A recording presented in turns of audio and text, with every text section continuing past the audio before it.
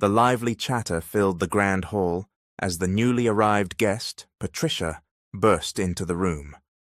All of Patricia's relatives had gathered for the annual family reunion, a tradition held every year by the family.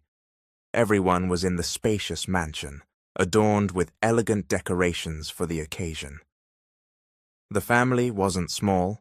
There were many relatives, most of whom belonged to the middle class, neither excessively wealthy nor struggling, just comfortably in between. The hall buzzed with laughter and cheerful conversations, but the joyful atmosphere paused when a woman in a white dress appeared. She was beautiful, her charm enhanced by her radiant smile. Yet, despite her beauty, the whispers about her were far from kind. "Is that James's wife?" one woman murmured.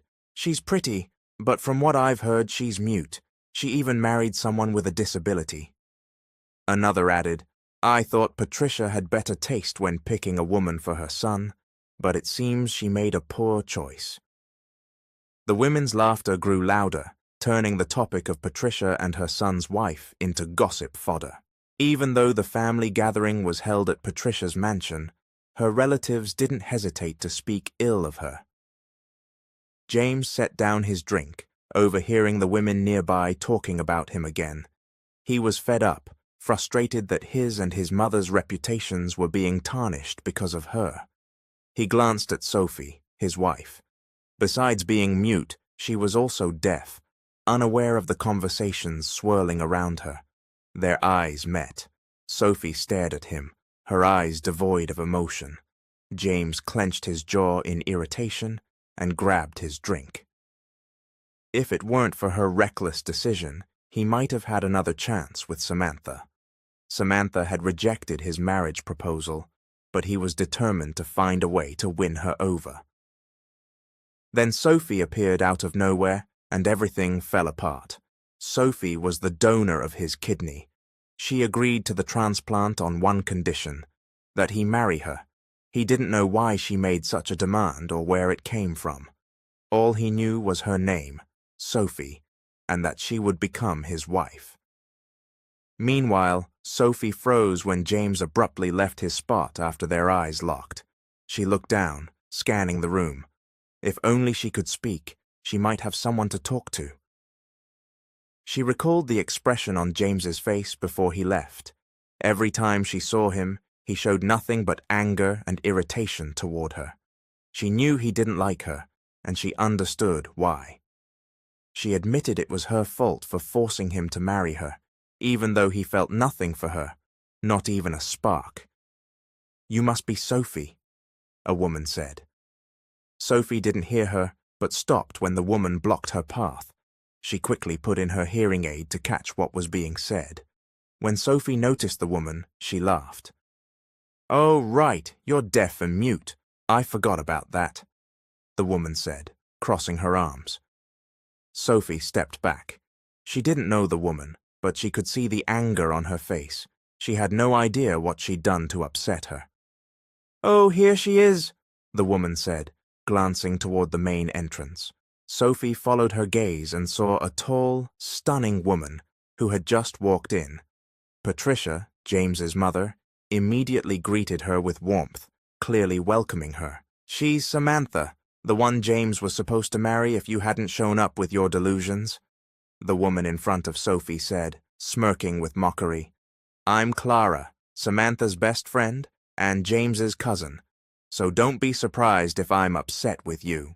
You deserve it," Clara said before walking away. Sophie looked at Samantha again. Her smile faded when their eyes met, replaced by a cold stare. Patricia was talking to her. She was James's wife, yet his mother was entertaining another woman. It seemed perfectly fine to them that she was there. Sophie glanced at James, and a pang hit her heart when she saw him staring at Samantha, lost in thought.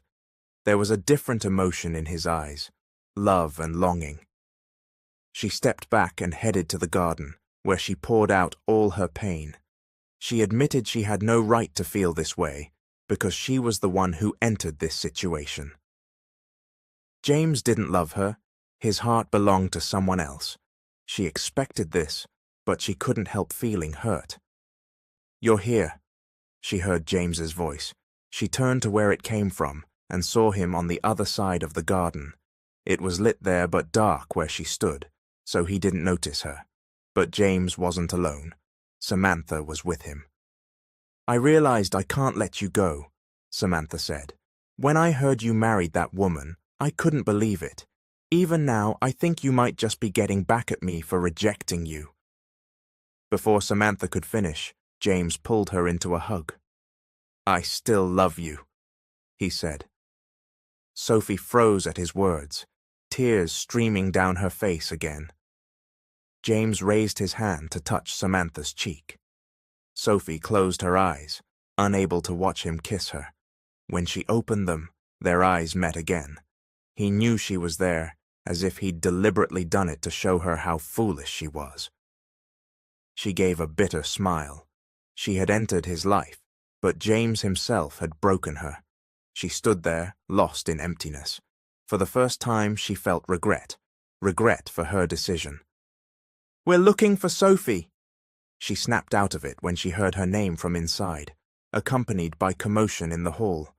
She glanced at James one last time, their eyes meeting. She wanted to tell him congratulations, that he'd won. She would let him go, and he was free now. She was broken beyond repair, unable to fix herself because of him. Slowly, she walked back inside. 30 people in black uniforms greeted her. The guests were shocked and confused by what was happening. "Miss, your father has been looking for you.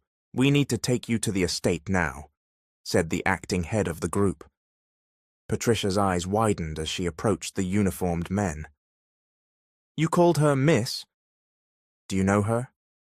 Who's her father?" she asked, bewildered. "We all work for Miss Sophie. Her father is a renowned business tycoon abroad. Miss Sophie shouldn't be here. If you don't want to get involved, stay out of this," the leader said with authority. Patricia was stunned. She had thought Sophie was just a delusional nobody. Yet here were 30 people sent to retrieve her, treating her like royalty. Even James, who overheard, couldn't believe it. His eyes followed Sophie as she walked away. She didn't look back, her eyes lifeless as she led the group of men. It felt like a dagger pierced James's heart. He didn't know why, but he hated what he was seeing. His fists clenched.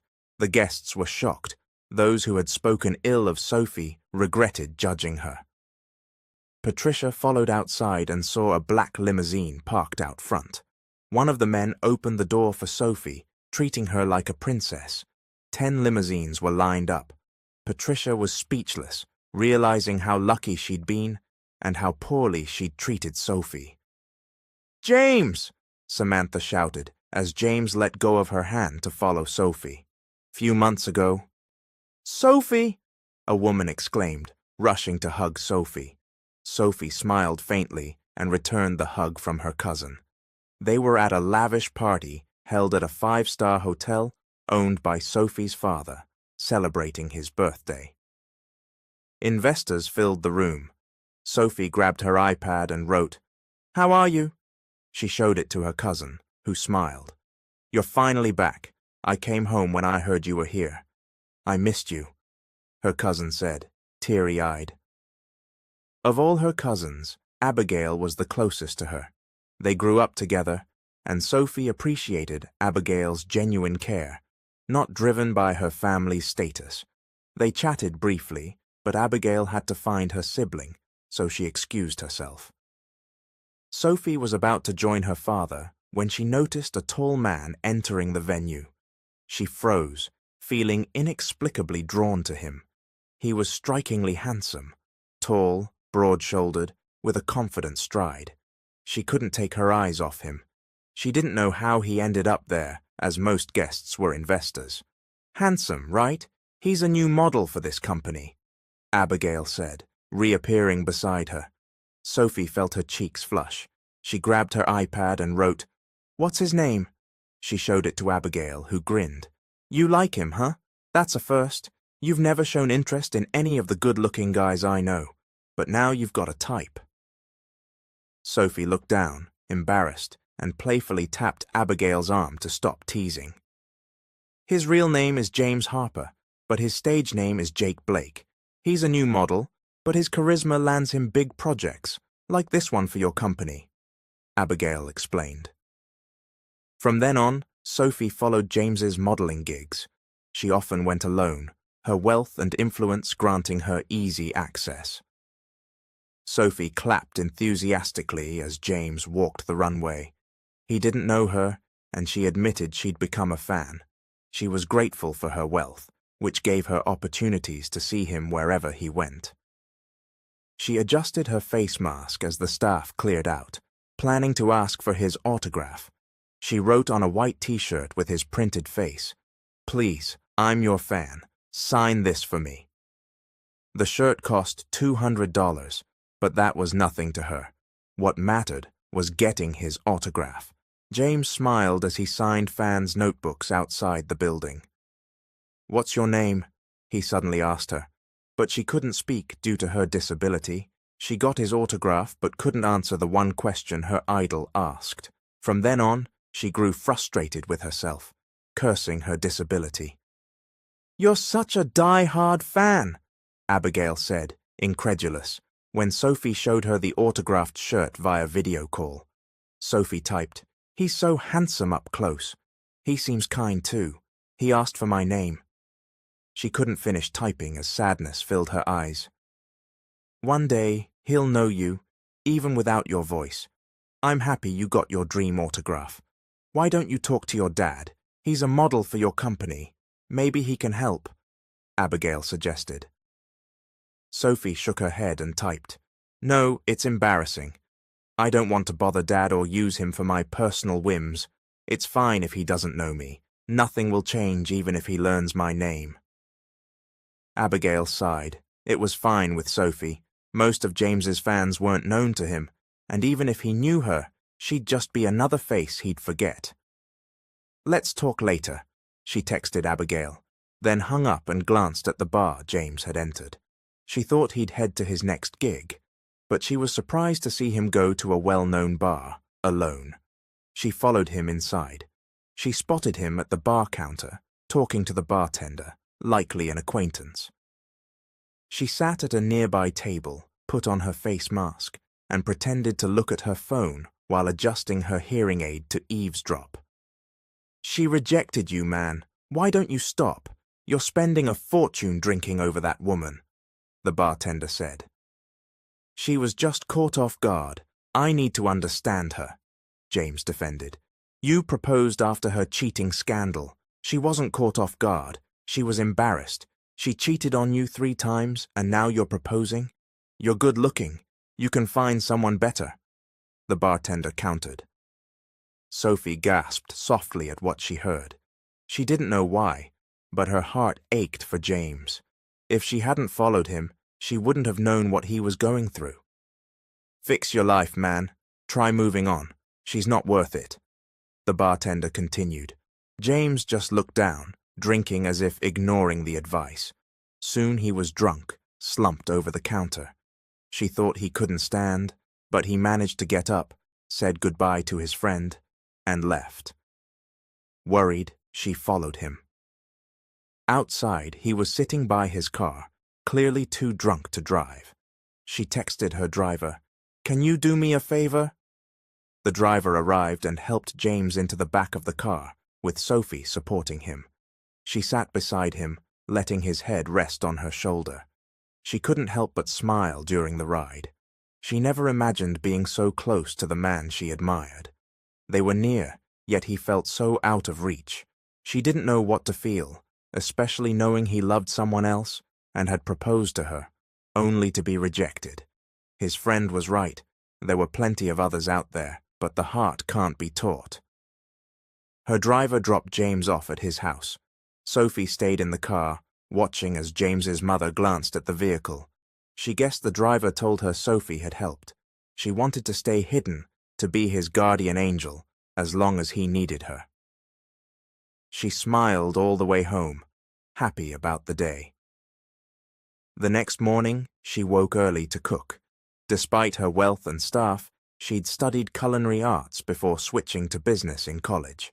It was her first time cooking for someone she liked, so she hummed while preparing the meal. "My girl's in a great mood," said her longtime housekeeper, Grace, who still looked after her. Sophie smiled at the older woman.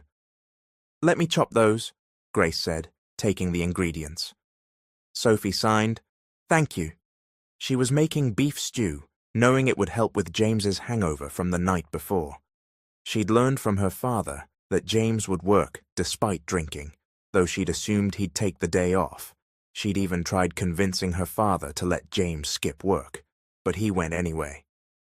"Your cooking is amazing, dear. Whoever marries you will be so lucky," Grace praised. Sophie beamed, transferring the stew to a container and signaling her driver to leave. They went to her father's company.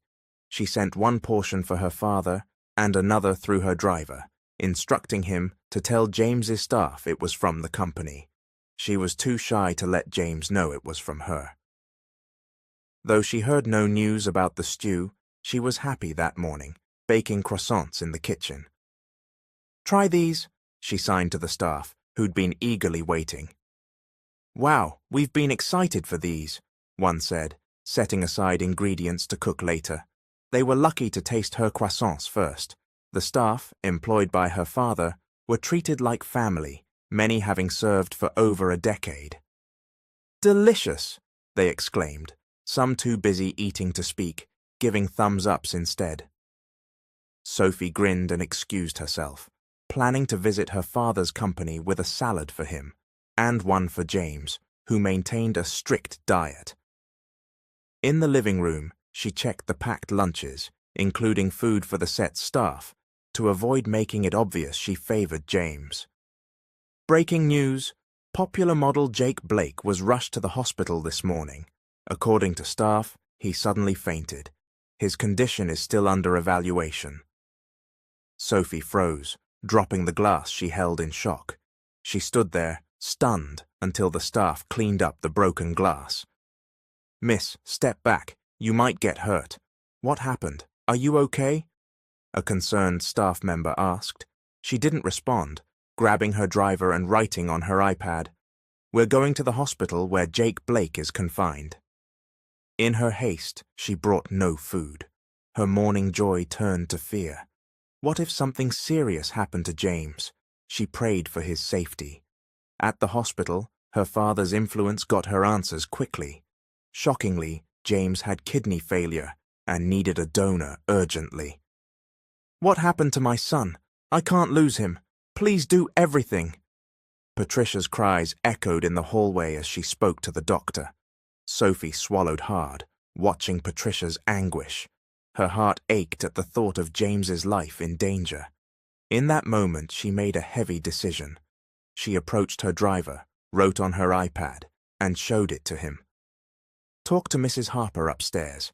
Tell her I want to meet her at the coffee shop address I'll give you.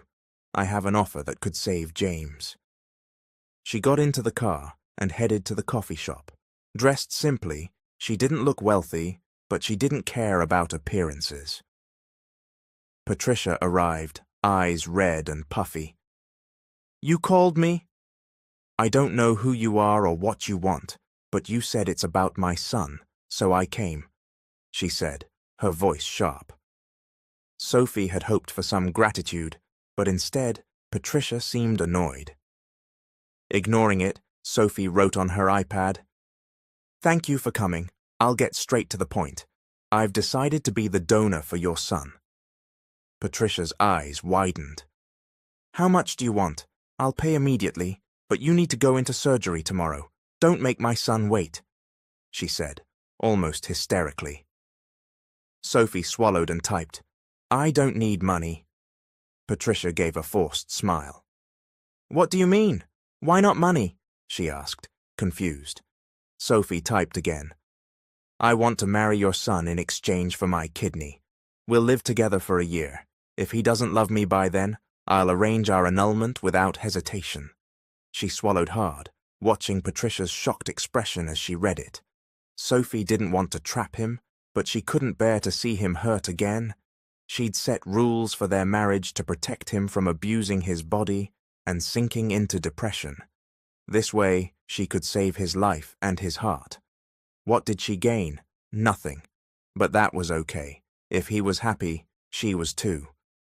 You'll do this no matter the outcome. I want you to live, son. Stop drinking. Do this for me. After a year, you'll leave her. Just endure it. We have no choice. I don't like her or her craziness, but it's fine. You'll be free after a year. Patricia had told James to convince him of the deal. She was right. They had no choice. He had to go along with this madness, though he was annoyed. He hadn't expected to marry a woman he barely knew. He was certain she was an obsessed fan who'd found a way to claim him. The thought irritated him. The hotel doorbell rang, and his bride walked in. Her dress wasn't extravagant. He'd chosen it himself. She didn't deserve anything special, so he picked something cheap. Their eyes met. Sophie, that was her name. She was cute, fair-skinned, with rosy lips, not too tall. But he was shocked to learn she was mute. He couldn't believe his first wedding would be to a disabled woman. His resentment grew. He had no interest in the wedding. Throughout the ceremony, his expression remained cold. Sophie kept glancing at him, but he had no desire to look at her or pretend. Meanwhile, Sophie didn't know whether to smile. Seeing the coldness on James's face made her uneasy. She felt guilty, but knew she had to save him from emotional and physical pain. For a year, she'd help him shift his focus elsewhere. It didn't matter if he loved her. What mattered was helping him. "You may now kiss the bride," the mayor officiating announced. Sophie blinked as James leaned down and kissed her on the lips without hesitation. A cheek kiss would have been fine, but he chose her lips. Her first kiss. Her body flushed with embarrassment. It was a civil wedding, part of their agreement, to avoid media attention, and her father finding out. It also suited James, who she knew hated the marriage most. His mother and a few close relatives attended, but no one was there for her. After the ceremony and signing the contract, there was silence. "Are you okay?" Patricia asked James, who seemed in pain. Sophie saw him nod quietly. Patricia turned to her and smiled, but it was met with a cold stare. Sophie looked down. "Take her to my condo," James ordered his driver, pointing at her. Sophie's eyes questioned as he looked at her. Why was it just her? Wasn't James coming? "Ma'am, let's go," the driver said, grabbing her arm and pulling her away. No one touched her gently, and the driver practically dragged her. James got into his car and sped off without looking back, leaving her to enter the car with her head down. The condo was large and quiet. Exhausted and heartbroken, she sat on the living room sofa. James had left her after their wedding. She didn't know where he went. She showered, then checked her phone after leaving the bathroom. She opened her social media, but decided to check James's account. Her heart urged her to see the tagged photos. He was at a bar, arm around a woman. She read the comments. "That girl's a model too." "What's her name? Jake's so hot. I'm jealous. I want to be next to him." "Is she his girlfriend? I saw another photo with the same girl. Maybe she is." The comments swirled. She was the only one in that single photo of James with an unknown woman. Many speculated she was his girlfriend. After their wedding, he'd gone straight to that bar. She barely slept that night, her thoughts consuming her. The pain began, and she struggled with herself, unsure when things would be okay. Around 2 a.m., she got up, hearing the door open. "Jake, you're so heavy," a woman's voice said playfully as they entered. Sophie moved quickly to meet them, swallowing hard and startled when the woman saw her. It was the same woman from the photo, looking annoyed. "Hey, you! You scared me. Are you his maid? Take care of him," the woman said, passing James to her. He could barely stand. They nearly fell, but Sophie steadied herself. She wanted to explain she wasn't a maid, but the woman left. With no choice, she helped James upstairs. Out of breath, she laid him on the bed. She'd never carried anything so heavy. Watching him lie there, eyes closed, her exhaustion faded. She didn't know why, but just looking at him eased her heart's unease. Sophie busied herself in the condo's kitchen, unfamiliar with its sparse equipment but managing to cook before James woke. She knew his schedule from her father. When she saw him come downstairs, she left her task, grabbed her iPad, and wrote, "I made food. Let's eat while the soup's hot." He ignored her, grabbing an apple from the fridge. Embarrassed but undeterred, she wrote again and blocked his path. "Want a salad?" "I read it's better to eat a proper meal in the morning, but I can make a salad if you prefer." Her smile faded when she saw irritation on his face. "Do you think because I married you, and you're my kidney donor, I'll do whatever you want? Do you expect me to act like your husband for a year? Are you that delusional?" he said, with a sarcastic smirk. She stepped back as he advanced. He was tall and imposing, intimidating when angry. "Mark my words, I won't love you. I'll never like you, even if our contract lasts 3 or 1,000 years. You shouldn't have donated your kidney. Stop messing with my life," he spat, brushing past her with the apple. He left without eating breakfast. Despite his words, she couldn't help worrying. After he left, she prepared his favorite food and texted her driver to pick her up. With a lunchbox, she headed to the park where James's next shoot was, a bit far but urgent. The set was chaotic with staff setting up. "You Jake Blake's new assistant?" a staff member asked. Without her iPad, she couldn't respond. "Is that his food? Take it to his tent. Next time, bring your ID or you're in trouble," the staff said, handing her a staff tag and letting her in. She struggled to find James's tent, unable to ask for directions. After a while, she found it. James was on a sofa, surrounded by bustling stylists and makeup artists. "If you're done, you can leave now," his deep voice said. She froze, meeting his eyes. The staff left, and she assumed she was included, quickly placing the lunchbox on the table to leave with them. "What the heck are you doing here?" she heard him say, realizing he meant her. She swallowed, nervous, scanning for paper and a pen. Shaking, she wrote and showed him. "I brought your breakfast.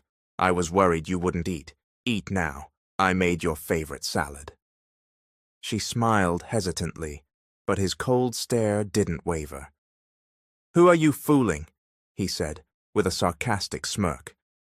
"I know you came to spread that you're my wife and cause trouble. I'm aware of your delusional level. Don't act like an angel. You can't convince me."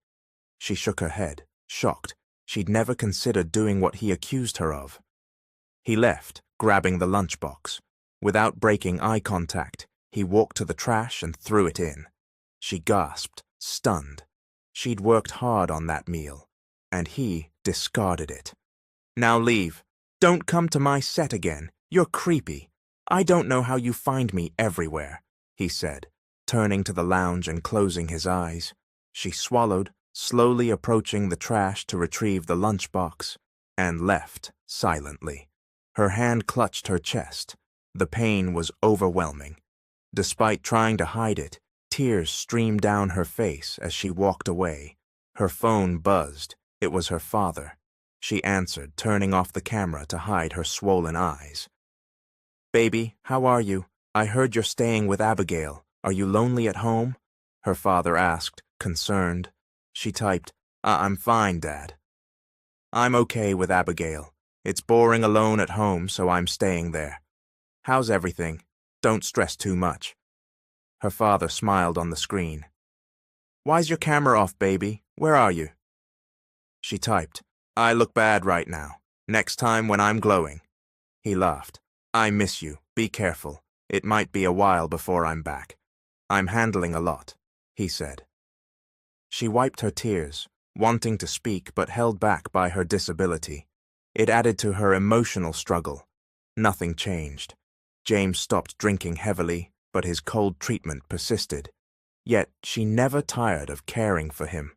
Despite his indifference, she felt it was her responsibility as his guardian angel, wife, and the only one who could save him from his emotional enslavement. She left notes on his clothes and favorite watch. "Here's your outfit and watch." With her help, he dressed easily. Though he didn't eat with her, she kept cooking and setting 2 plates, hoping one day he'd join her. She wrote on her iPad, "I made chicken stew," showing it to him. His face stayed cold, but she smiled, showing she wasn't affected, wanting to help him. "I heard you're great at surfing. Want to visit Miami? Do you go there often?" she wrote, but he ignored her again. She gave a small smile and wrote more, but he left quickly. She followed but stopped when she saw his car keys on the side table. Downstairs, she saw him patting his pockets, looking for the keys. She approached, took his hand, and placed the keys in it. He paused, then frowned, reverting to his strict demeanor. She laughed. "What's funny?" he asked coldly. She shrugged, her smile widening. His jaw clenched as he got into the car. She wrote on her iPad, "Be careful. I love you," and showed it to him. He frowned, ignoring her. "I love you." She couldn't stop smiling as his car drove off. She typed on her phone, "I love you again. From your fan?" adding a heart emoji. She saw he read it, making her smile wider. Despite his coldness, she returned small acts of love. 3 months had passed since their wedding.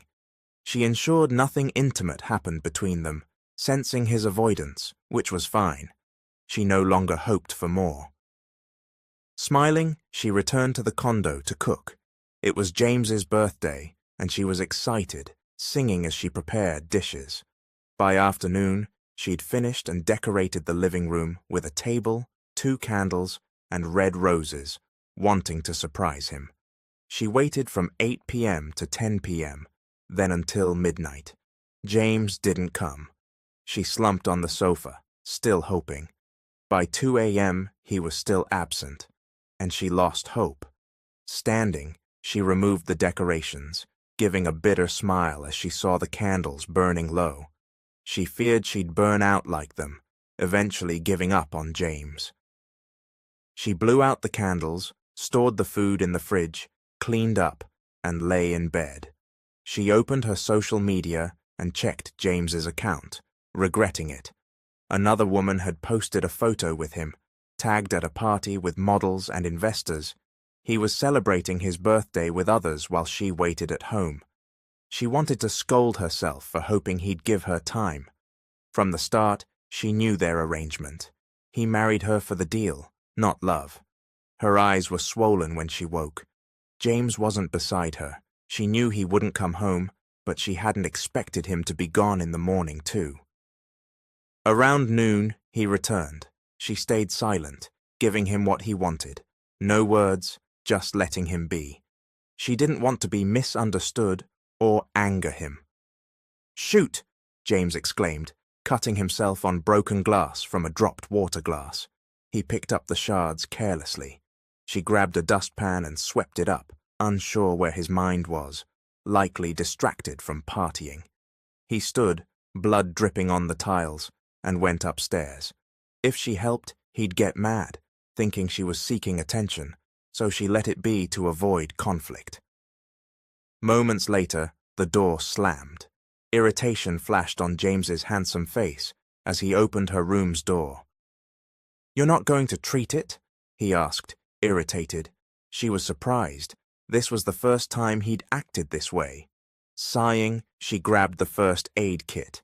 She didn't get mad or ask where he'd been. She stayed quiet, giving him what he needed.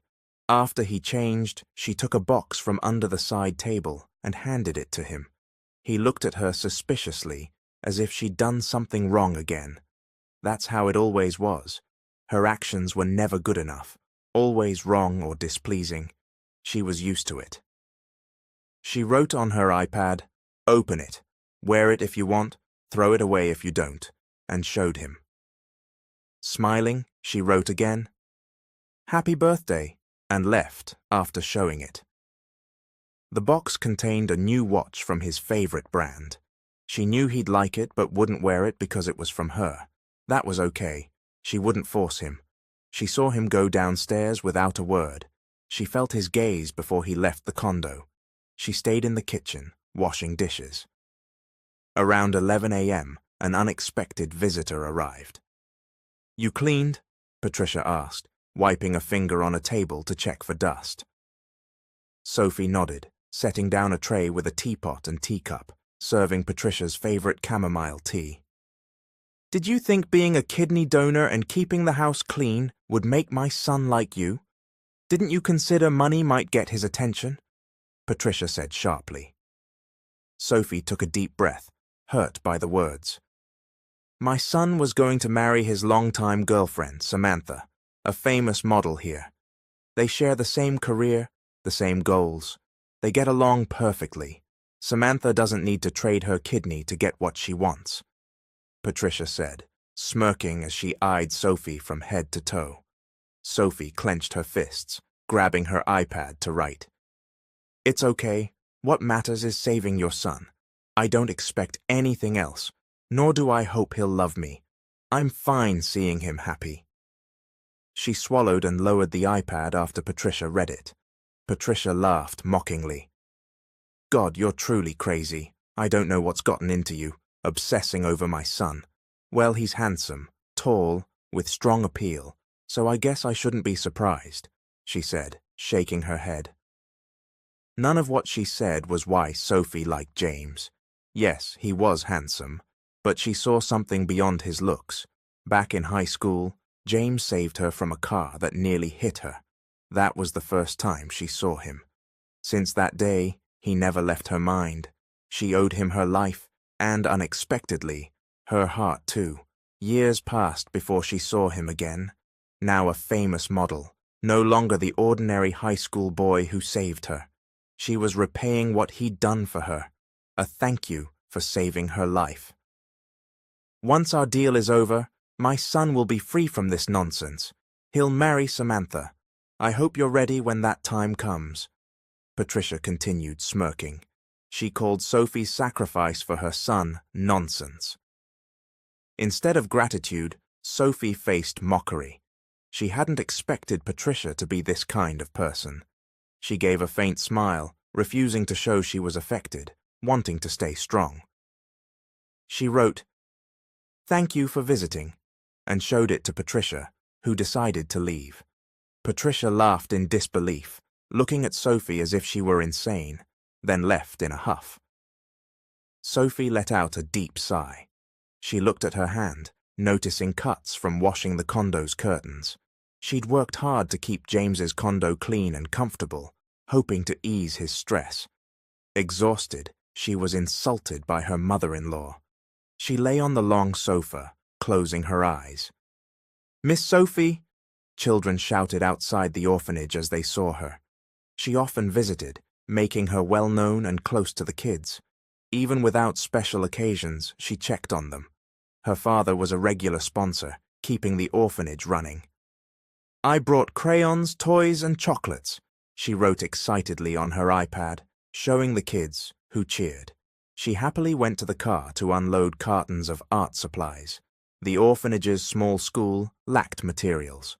Most of the kids couldn't read or count, making supplies vital alongside food. It was Sunday, and after church, she stopped by a fast food drive-thru to bring food to the orphanage. "Miss, you should visit every day so we can eat tasty food. I'm tired of the same old meals the sisters cook," a young child complained.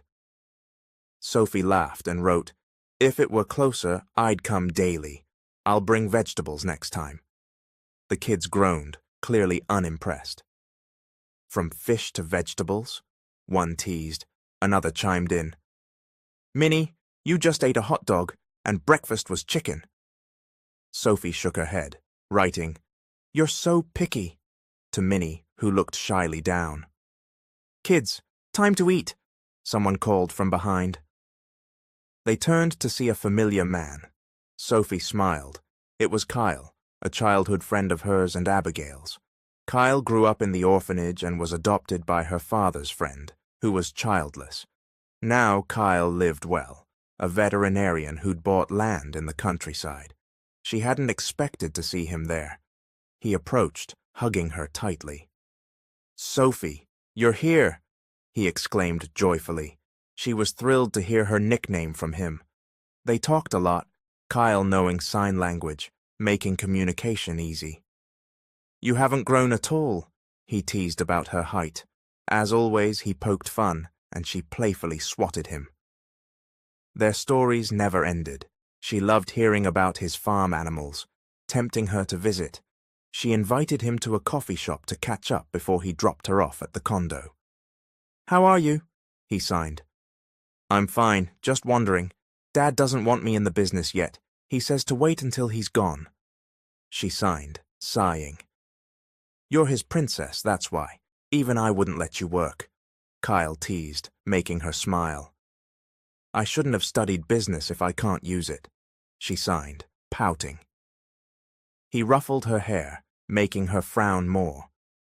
"Drink your coffee, it's not hot anymore," he signed, pointing to her cup. After the coffee shop, they left together. She let her driver go ahead, letting Kyle drive her home.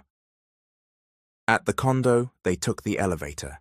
At her door, Kyle said, "Tired of the mansion, so you got a condo." She laughed. Before she could swipe her keycard, the door opened, revealing an irritated James. "You said you'd be back in the morning and you return at night," James said, irritated, looking at her and ignoring Kyle, as if he were invisible. Sophie frowned at his words. "Who's this?" Kyle asked, stunned, wondering why a man was in her condo. Before Kyle could say more, James slammed the door in his face. Sophie was shocked. She needed to explain to Kyle, but James hadn't noticed him. She grabbed her phone, seeing Kyle's text. Leaving James in the living room, she went upstairs to text Kyle. "Sorry for startling you. I'll explain tomorrow when we meet." Before she could finish, James snatched her phone, reading her chat. She stood to grab it, but he wouldn't give it back. "You're something, huh? You marry me and then meet other guys. What's this nonsense?" he said with a sarcastic smirk. She was shocked by his reaction. "What are you saying? He's my friend," she signed, forgetting James didn't understand sign language in her frustration. "Is this what you want?" He stepped closer, grabbed her cheeks, and kissed her aggressively. She pushed him, but he was stronger, shoving her onto the bed. He pinned her down, kissing her roughly again. She groaned in pain, struggling to breathe, hitting him as he tightly raised her hands above her head. His grip hurt her wrists. His other hand tore her clothes, ripping them with one pull. Gasping, she cried as he moved from her lips to her neck. Tears fell. For the first time, she was terrified. She loved him, but she hated what he was doing. She screamed as he took her without care, driven by pure anger and revenge. Her body ached afterward. Exhausted and shaken, her world went dark. She woke the next morning with bandaged wrists, feeling pain in her lips and bruises on her arms. The sun was high. In a daze, she got up, noticing blood on the bedsheet, proof of last night. Slowly, she went to the closet, grabbing a large shirt, James's, without realizing. Tears fell as she saw bruises on her legs. Her eyes were cold as she stared outside, crying silently. After last night, she didn't feel like herself. "Sophie," James's deep voice came from behind, holding a tray of food. For the first time, he served her. "Let's eat, Sophie," he said, approaching. He touched her hand, but she pulled away, leaving his presence to search for her phone. She found it under the bed with her torn clothes, grabbing it quickly. She looked for Abigail's contact, but saw Kyle's texts. Before she could type, James snatched her phone again, this time throwing it hard against the floor, shattering it. James couldn't understand his feelings. Seeing Sophie with another man last night had blinded him with rage. He hadn't imagined he could do that to her. He didn't recognize himself, especially seeing her bruises that morning. He'd treated her wounds, but irritation surged as he saw his marks. He'd never done this to Samantha or any other woman he'd been with. It shocked him that it happened with Sophie. After throwing her phone, he saw her cower in fear by the side table, hugging herself as if he'd hurt her again. She was trembling, pale. He stepped forward, but she raised her hand, signing desperately for him not to come closer.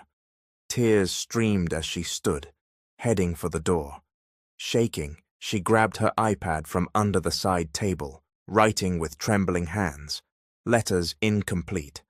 "I'm leaving. Sorry, I'm leaving." She reached for the door, but he closed it. He'd wanted her to give up and leave, but now he couldn't bear seeing her go. He should have been happy, seeing her fear and plea to leave, but he kept closing the door, stopping her despite her pitiful state. He didn't recognize himself, as if someone else controlled him. "You'll stay here," he said, leaving the room.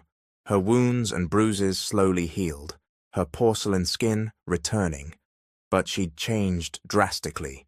Where she was once cheerful, now her eyes held only coldness. He watched her daily, realizing her beauty more each day. When they ate, she stared blankly outside, like a doll following his commands. She started cooking again. Days passed, and though things weren't okay, he got used to eating with her. He couldn't accept that he was changing. "I'm not coming home tonight," he told his friend at a bar after a gig. "Lately, you've been going home early," his friend noted. James sipped his whiskey, jaw clenched. "Seems like you're obsessed with someone new," his friend teased. "It's Samantha, right?" He laughed, sounding defensive without realizing it. At the family gathering, he wanted to prove Samantha still held his heart, but seeing her, he was shocked that his heart didn't race like before. When he looked at Sophie, his heart pounded wildly, and he grew irritated. He moved to approach Sophie, but left instead. When Samantha confessed, he felt nothing special. The confession he'd longed for had no effect. Kissing Samantha, he thought of Sophie. He couldn't understand himself. It became clear when he saw Sophie leave the hall with her men, as if he couldn't breathe seeing her go. She was leaving him. He sped after her but couldn't catch up. A hand with long, manicured nails wrapped around his waist. "I missed you," Samantha whispered in his ear. After the gathering, he hadn't seen Sophie again. He learned her company had hired him as a model. He scrolled through his old social media photos she'd liked, ending up on her account, stalking for updates. Her last post was from when she lived in his condo. He craved news about her. "Aren't you going home?" Samantha asked, irritated. She stayed at his condo, trying to seduce him, but he couldn't respond. She mimicked Sophie's style and cooked, but failed miserably, burning pans. They ended up ordering food. It was different when Sophie was there. The condo felt alive, spotless, her quirks greeting him each morning. If not for her disability, he bet she'd be chatty. He smiled, remembering her, then frowned, realizing she was gone. She'd left him, yet he hadn't touched their marriage contract or pursued annulment. On paper, he wanted them connected. "I just got here, and you're sending me home? I want to stay. I cancelled my gig in Miami to be with you, and this is what you say?" Samantha said, angry. He grabbed his watch and clothes, pausing at Sophie's items in his closet. Her traces made moving on harder. Samantha tried removing Sophie's things, causing fights, and he'd kick her out. "I'll drive you home," he said coldly. "God, James, I said I don't want to go. Why are you forcing me?" Samantha yelled, pulling her arm back, her face red with anger. "You've changed since that awful woman entered your life. I thought you loved me. You said so at the gathering. Don't you still love me?" She pleaded. He couldn't answer, staring elsewhere, unable to say what she wanted. He'd been hurt when she left and rejected him, cheated while they were together. But that pain was nothing compared to Sophie leaving. She'd nearly given her life to save him, loved him, showed his worth, remained faithful, and aimed to better him. Her friend Abigail's words echoed. My friend's in the hospital, recovering. I won't let you near her again. Until now, Sophie kept their relationship and his wrong secret, never tarnishing his name despite having the power to ruin him. That's how good she was. He learned Kyle was just her friend, and she'd done nothing wrong. He'd defiled her, the worst of all, unable to accept himself. He heard nothing more about her, though he desperately wanted to know how she was. It'd be better if she'd hurt him. He'd feel her presence. But this, not even finding her shadow, was worse, a daily punishment. I'll stay no matter what, Samantha declared, removing her bag and top, lying on the sofa with a mocking smirk. He sighed, grabbed his keys, and turned. Stay, I'll leave, he said, emotionlessly. Samantha's eyes widened. He took the elevator, seeing her chase after, but the doors closed. He sped off, watching her tantrum in the side mirror. He drove down the quiet public highway, unsure where to go. Just away, somewhere peaceful with memories of him and Sophie. He woke to a loud horn. A delivery truck passed. Parked on the highway's shoulder, he'd fallen asleep in the car. Rubbing his eyes, he sat up, checking outside. It was morning, 7 a.m. His phone showed countless texts from Samantha and his manager. He replied only to his manager, ignoring Samantha, unlike before when she'd ignore him. Now roles reversed. He started the car and drove, requesting a leave from his manager, something he'd never done. Dedicated to work, he felt he deserved a break. He stopped at a convenience store in a small town. NBI and mahogany-branded Jeeps passed. Lighting a cigarette, he noticed stares. He looks familiar, so handsome. Should we take a picture? Is he an actor? Passers-by whispered. Some stole photos. He exhaled smoke, checked his phone while leaning on the car, and went to his social media. He nearly dropped his cigarette seeing Sophie's new update, a photo of her holding a calf's lead. His brow furrowed. Kyle was in other photos, clearly at a farm with mountains and fields. The location was a rural area in upstate New York. He tossed the cigarette, got in the car, and drove without thinking. He was going to Sophie. He didn't know why or what he'd say, just that he had to see her. Meanwhile, Sophie couldn't stop smiling as she fed ducks, laughing as they fought over food. It had been 2 years. She'd gone abroad to heal emotionally, her mental state shattered by James's actions. Her father had called him a monster, threatening legal action, but she stopped him, wanting peace. She'd confessed only when her father learned of her hospitalization. They couldn't hide the truth after that.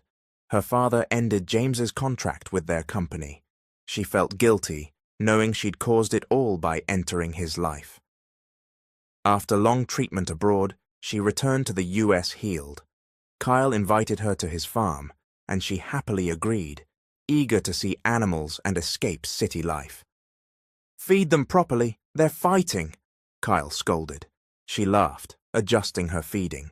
She hadn't told Kyle about her marriage to James. Only her father, Patricia, and Abigail knew their setup. Kyle thought James was her ex-boyfriend, unaware of the full story. That was fine. She wanted to keep her friend's peace. After feeding, they went inside as the caretaker called them for breakfast. The animals ate before them. "Chicken stew," James exclaimed, seeing the table. Sophie's eyes widened. The chicken with vegetables was something she'd craved abroad. She missed American comfort food. "It's delicious, thank you," she wrote on her phone, showing the caretaker's wife, Alma. Alma laughed. "Stay longer, and you'll eat like this daily. You haven't tried my other dishes." Sophie's eyes lit up. She scooped rice and tasted the stew, closing her eyes in delight. "She's a glutton. She'll eat all our chicken if you don't kick her out. She's short but eats like a giant," Kyle teased. Sophie pouted, swatting his arm. If she could speak, she'd have cursed him out. The couple laughed. She'd been at Kyle's farm 3 days. He'd built a successful farm and 5 veterinary clinics. A skilled vet with charm, his looks drew clients, but his sharp tongue always teased her, though she was used to it.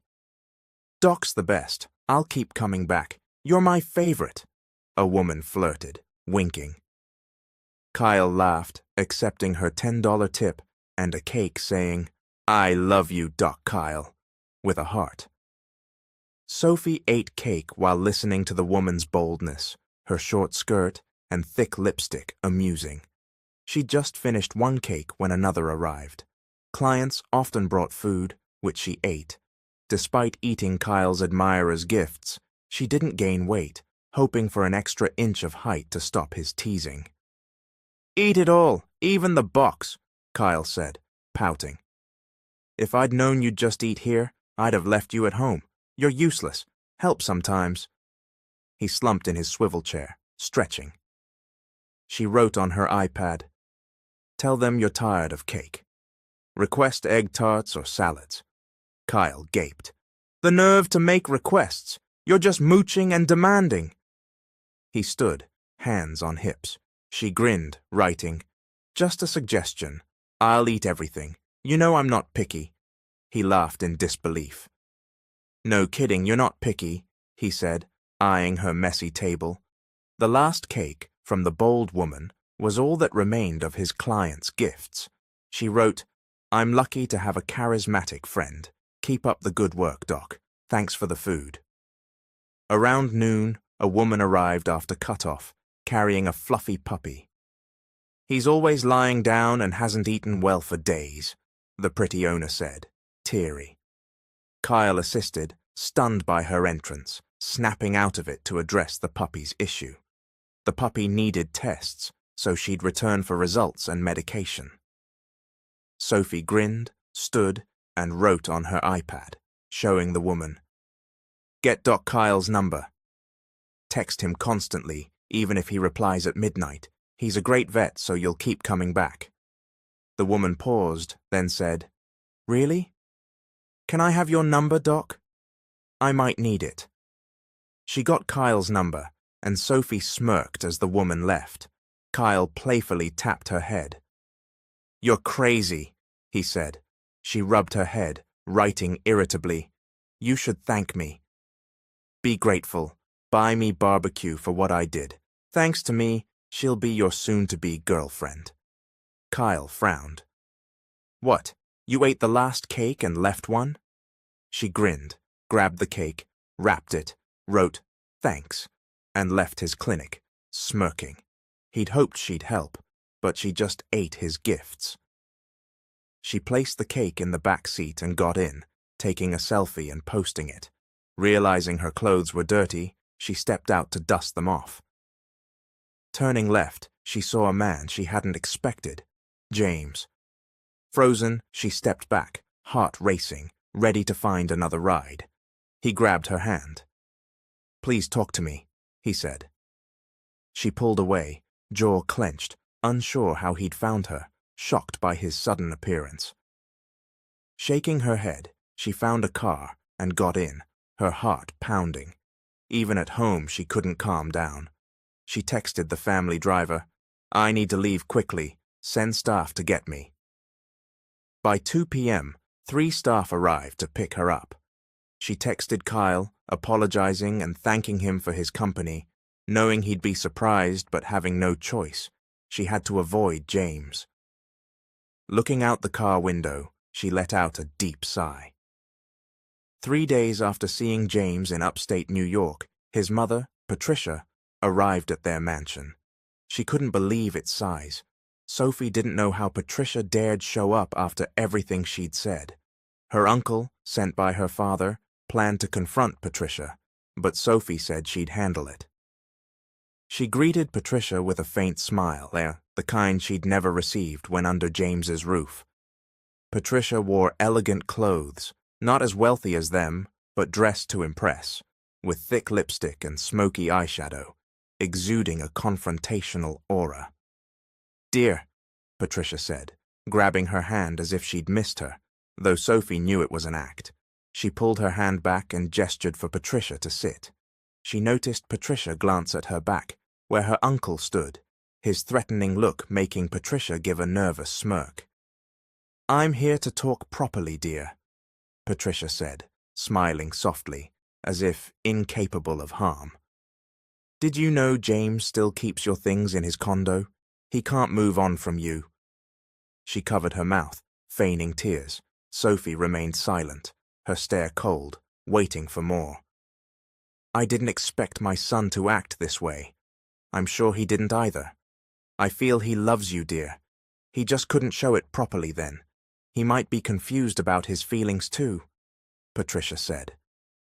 Sophie kept looking, waiting. She knew annulment papers should have reached James by now. She'd tried multiple times to get him to sign, but he'd rejected them. "Can't you just talk? Does it have to end? Don't you love him? I feel you still do. Now that he's learned to love you, will you give up?" Patricia said softly. Sophie grabbed her iPad, wrote, and showed it. "If your son doesn't want the annulment, maybe I should sue him. I have evidence. After he assaulted and locked me in a room for days, I tested positive. I'm telling the truth. He raped me. While we were married, he saw other women. I have CCTV footage of him checking into a hotel with another woman." Patricia couldn't speak after reading it. Sophie knew exposing this would ruin James's name. He was a model, the family's hope. Failing to convince Sophie, Patricia stormed to James's condo, finding scattered bottles on the floor. James exhaled cigarette smoke, sitting in a corner. "That wretched woman wants to turn the tables. Instead of agreeing, she threatened to sue you. Her account's loaded, and she's an only child. If you get back together, you'll inherit their wealth. You could be CEO of their company, no more modeling or chasing gigs." "We'll be rich," Patricia said. James didn't care, his mind adrift. "Why don't you win her over? Beg her. Do everything. Use your charm. She's just playing hard to get, but she loves you. Use that to get her back," she urged. He sipped his beer, staring blankly. "Could you stop?" he said, as she grabbed his hand. Angrily, he threw the bottle at the wall, shattering it. "All my life, you've controlled me. I've done everything you wanted, but this time let me decide for myself," he yelled. Patricia froze, shocked. He'd never shouted at her like this. She left, dazed, rethinking her words in the elevator. She only wanted the best for him, taught him to aim high. She'd married his wealthy father for money, but his death left debts they struggled with. James's career boom saved them. Now, with fortune at hand, he was acting this way. A month later, Sophie set her final flight back abroad. In her hand was a paper with 2 signatures, hers and James's. He'd finally signed the annulment, freeing her from their painful marriage. Though she'd erred in marrying him, saving him was right, repaying the high school James who saved her years ago. Her love was for that James, now replaced by a greedy version. She was sad his old self was gone. "Hi, Sophie." She saw Kyle and Abigail grinning at the main door. Kyle was with the woman she'd met at his clinic, the one she'd given his number to. She smiled, sensing Kyle liked her. They'd spent enough time together for her to read him. Despite being mute and deaf, she wasn't blind or numb to it. She was joining them for a road trip, an activity they hadn't done in years. She tucked the annulment papers into an envelope and hid it, returning to her friends to leave together. They piled into Abigail's new car, her driving boastfully after getting her license. "Where's the checkpoint? We'll go through all of them to show my license and car papers," Abigail said, flashing her documents. Sophie sat by a window, cool air rushing in. "Close that," Kyle teased. Abigail threw her heels at him. "Pass my Gucci heels," she laughed. Anita, Kyle's girlfriend, handed them over, fitting in with their antics. The road trip was tiring. They stopped for photos or camping, but often because Kyle needed a bathroom break. Damn it, Kyle, use a water bottle, Abigail snapped, fed up with his frequent stops. They ignored his complaints about needing to pee again. They reached various places, each stop a photo op, then rested like wilted vegetables. Kyle and Anita flirted whenever possible. When I get a boyfriend, I'll even cherish salt, Abigail said, sipping beer, hungover. She vomited during the drive, with Sophie and Anita supporting her, rubbing her back to ease her nausea. I told you my head hurts, and you're killing me, Abigail yelled, pausing to vomit again. The trip was joyful, despite the exhaustion. Sophie couldn't stop smiling when they returned after 3 days on the road. Her flight was the next day. Abigail's help came before her tears. They saw her off at the airport with her uncle, leaving the country. Send me a bucket of snow when you get there. Don't be stingy, Abigail teased like a kid. Sophie laughed, nodding and hugging them. Anita hugged her too. This road trip was unforgettable. I hope you join us next time, she said, smiling. Maybe you'll be taller when you return. Jump on New Year's. Don't be lazy, Kyle said seriously, though his advice was playful. Sophie smiled, seeing them tear up. She was happy to make them cry as she left, but froze, spotting a familiar figure ahead, James, looking at her with softness and longing. They locked eyes for seconds, their gazes speaking. He was there to see her one last time, his love still evident. She'd tried to help him forget Samantha and focus on himself, but now she'd replace Samantha, causing him pain again. She wanted to apologize, unsure when she could forgive him. For her, it wasn't their time. She gave a bitter smile and turned, pulling her suitcase to join her uncle. They left together. Her uncle patted her head as they walked away. Not all our decisions are right. Decide without haste or anger, with heart. As James watched her go, he knew with all his heart and soul that he has lost the greatest love of his life, and there's nothing he can do about it. He also knew that he will always live in regret. Maybe in another lifetime, he thought as a teardrop fell from his eyes. The end. Thank you for watching. This is Mr. Hope. See you in the next video. Don't forget to comment below. I love you all.